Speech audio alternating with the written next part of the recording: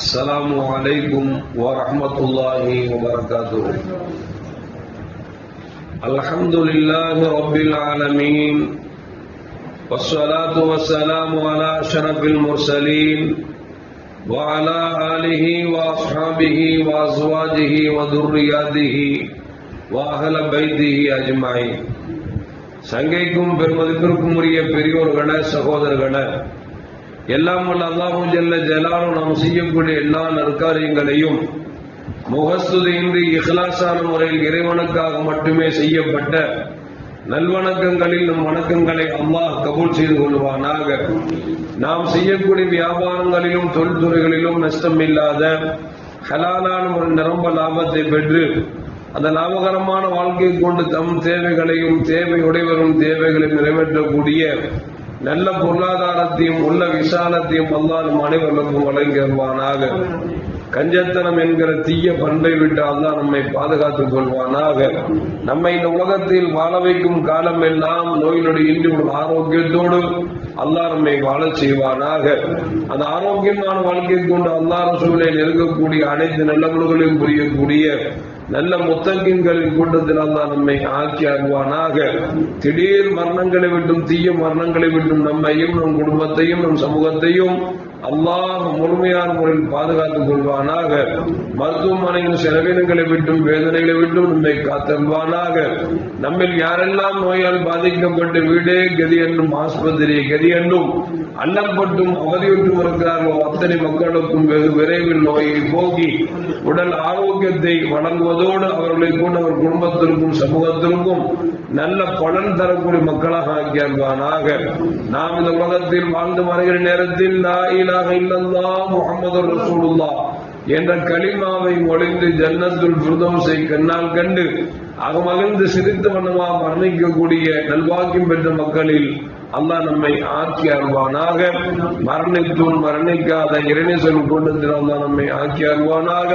நாளை மறுமையிலே முத்து முஹம்மது ரசூலுல்லாஹி ஸல்லல்லாஹு அலைஹி வஸல்லம் அவர்களின் திருக்கரங்களால் ஹவுதுல் கௌசர் என்கிற தடாகத்தில் நீர் வருகி அன்னாரின் ஷஃபாத்தை பெற்று அன்னாரின் கரம் எடுத்து ஜன்னத்துல் ஃபிர்தௌஸ் என்ற உயர்ந்த சொர்க்கத்தில் அவர்களோடு அல்லாஹ் நம்மை சங்கமிக்க செய்வானாக. எல்லாவற்றுக்கும் மேலாக இறை அன்பை பெற்று இறைவனை பார்த்து பரவசம் அடையக்கூடிய அவர்கள் லிக்காவையும் ரிதாவையும் பெற்ற மக்களில் அல்லாஹ் நம்மை ஆக்கி அருவானாக.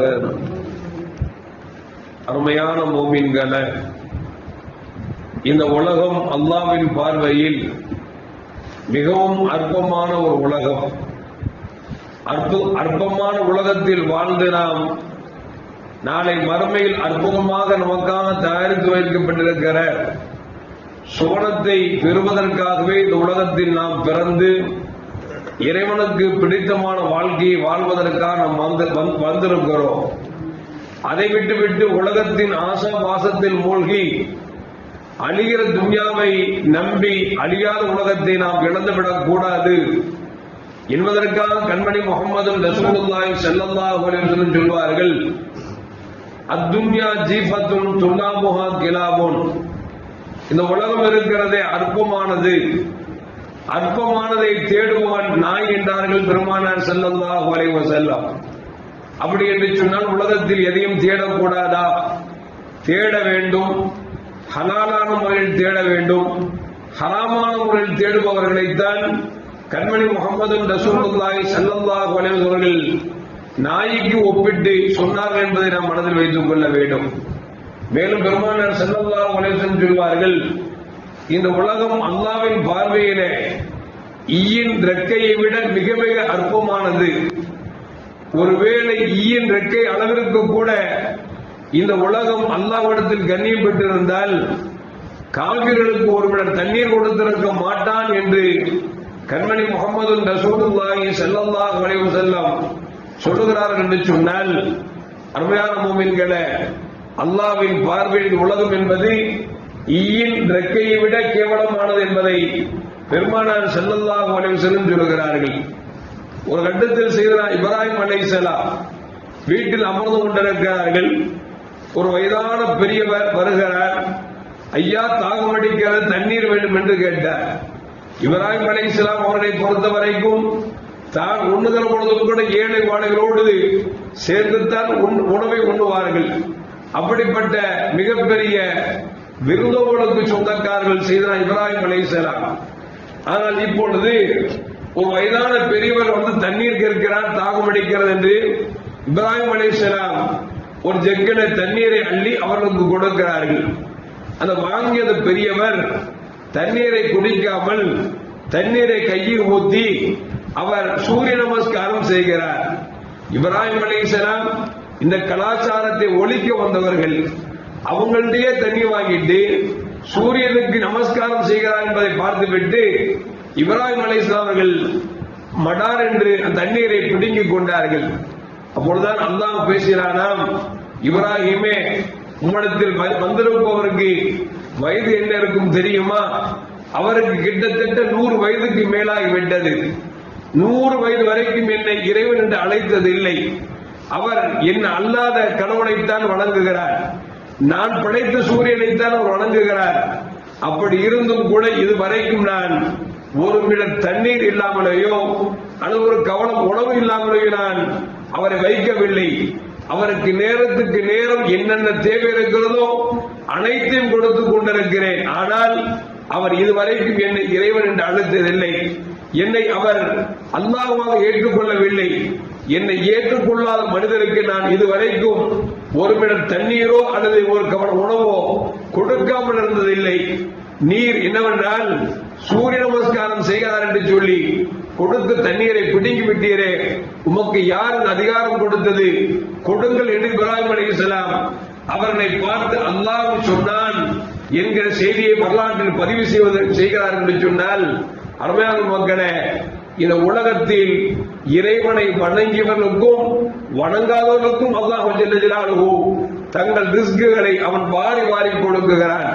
இன்னும் சொல்ல போனால் அல்லாஹ் ஜல்ல ஜலாலுஹு அவனை வணங்கியவர்களை விட வணங்காத மக்களுக்கு எல்லாவித ஆரோக்கியத்தையும் எல்லாவித பொருளாதாரத்தையும் கொடுக்கிறான்.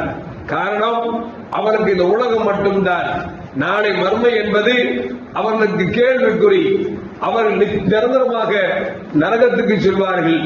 மோமின்களை பொறுத்தவரைக்கும் அவர்களுக்கு இந்த உலகத்தை நான் குறைவாக கொடுத்தாலும் அவர்கள் பொருந்திக் கொள்கிற பொழுது, நான் கொடுத்ததை கொண்டு போதும் என்கிற மனதை ஏற்படுகிற பொழுது, நாளை மறுமையிலே சுகுணத்தில் அவருக்கு உயர்ந்த இடத்தை நிரந்தரமாக வைத்திருக்கிறேன் என்று அல்லாஹ் சொல்கிறான் என்று சொன்னால், அருமையான மக்களே, நாம் உலகத்தை ஆசித்து வாழ்ந்துவிடக் கூடாது.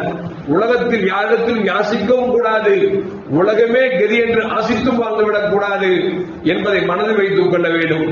ஒரு நாள் நபியினா மூசா அலைஹிஸ்ஸலாம் கடற்கரை ஓரமாக நடந்து கொண்டிருக்கிறார்கள். ஒரு விரோதமான ஒரு காட்சியை பார்க்கிறார்கள். என்னவென்று சொன்னால், ஒரு மனிதன் வருகிறான். அவன் அவன் அவன் என்ன செய்கிறான் என்று சொன்னால், கடவுளுக்கு சிலை வணக்கத்தை செய்துவிட்டு, தன்னுடைய கடவுளாக இருக்கக்கூடிய சிலை வணக்கத்தை செய்துவிட்டு அவன் அந்த கடலிலே வலை விரிக்கிறான். வலை விரித்து கொஞ்ச நேரத்தில் வலையை சுருட்டி பார்த்தால் நிறைய மீன்கள் அகப்பட்டுக் கொண்டிருக்கிறது. இப்படி 2வது வலையை போட்டான், 3வது வலையை போட்டான். போடுகிற பொழுதெல்லாம் வலை நிறைய அவனுக்கு மீன் கிடைக்கிறது. இன்னொரு காட்சி, ஒரு மூமின் வந்தார், ஒழு செய்தார், 2 ரக்காயத்தை தொழுதார், அல்லாஹ்விடத்தில் துஆ செய்தார். அவரும் வலையை விரித்து தூக்கி போட்டார். வலை விரித்து பெற கொஞ்ச நேரத்தில் அந்த வலையை சுருக்கி பிடித்து பார்க்கிறார். அதில் ஒரு மீன் கூட அகப்படவில்லை. அவர் மீண்டும் வலையை போடுகிறார். இப்படி 3 தடவை போடுகிறார். ஆனால் மீன் அகப்படவில்லை. 4வது தடவையாக ஒரு வலையை போடுகிறார். போட்டு பார்த்தால் ஒரே ஒரு மீன் மட்டும் கிடைத்தது. அந்த மீனை பிடிப்பதற்குள்ளாக அந்த ஓட்டை அந்த வலையில் இருந்து அது எப்படியோ தப்பி வெளியே சென்று விட்டது. இதை மூசா அலைஹிஸ்ஸலாம் பார்க்கிறார்கள். ஒரு காபீர் 3 தடவை போடுகிறான், வலை நிறைய மீன் கிடைக்கிறது. ஒரு மூமின் வலை போடுகிறான், 3 தடவை கிடைக்கவில்லை.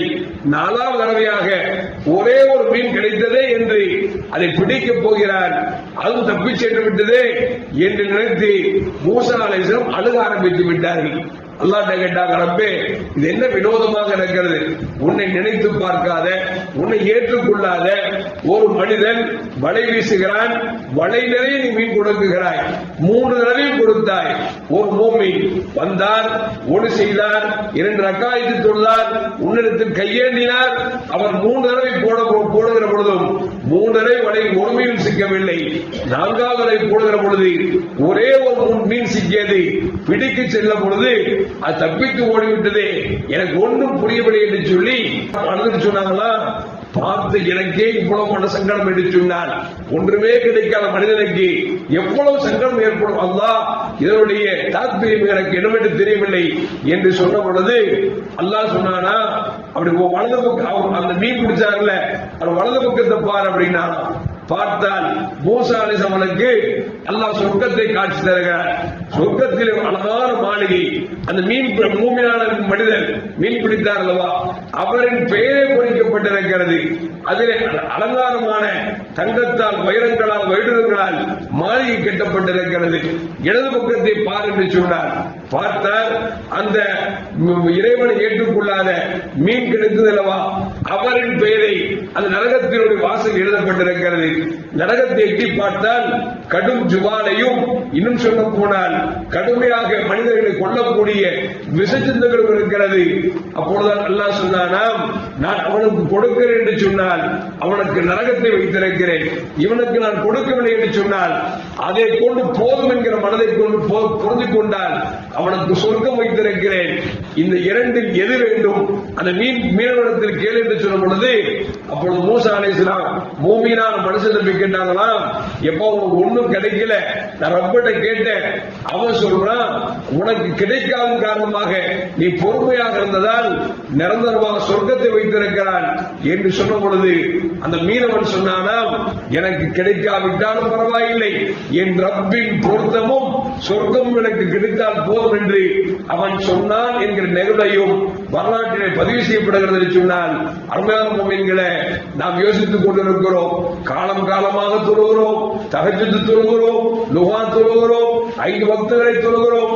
ரப்பி எனக்கு சோதனை கொடுத்து விட்டானே, எனக்கு பொருளாதாரத்தை தரவில்லை என்று வருத்தப்படுகிறோம்.